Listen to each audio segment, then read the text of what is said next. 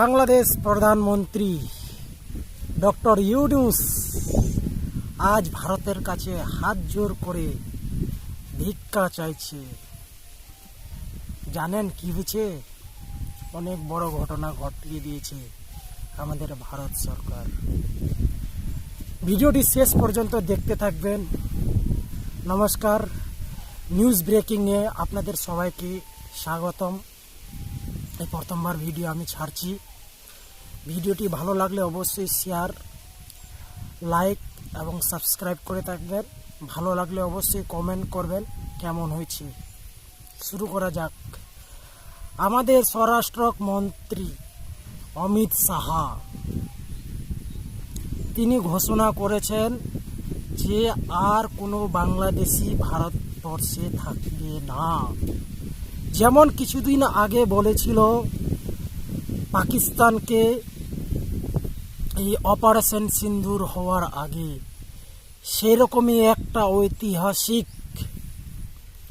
রায় দিয়েছেন প্রত্যেকটি স্টেটকে এবং ইউনিয়ন টেরিটরিকে, যে 30 দিনের মধ্যে তাদেরকে বাংলাদেশিদের প্রত্যেকজনকে ডিটেন করতে হবে, মানে চিহ্নিত করতে হবে।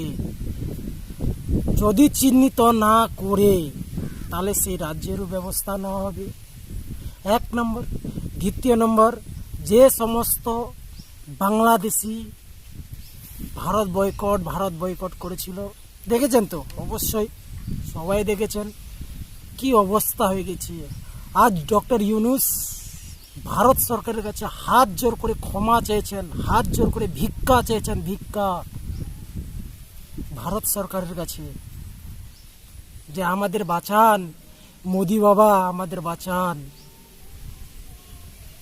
তো যাই হোক, এরকম ঘটনা ঘটতে থাকবে, কিন্তু এটা তো সবে শুরু হলো।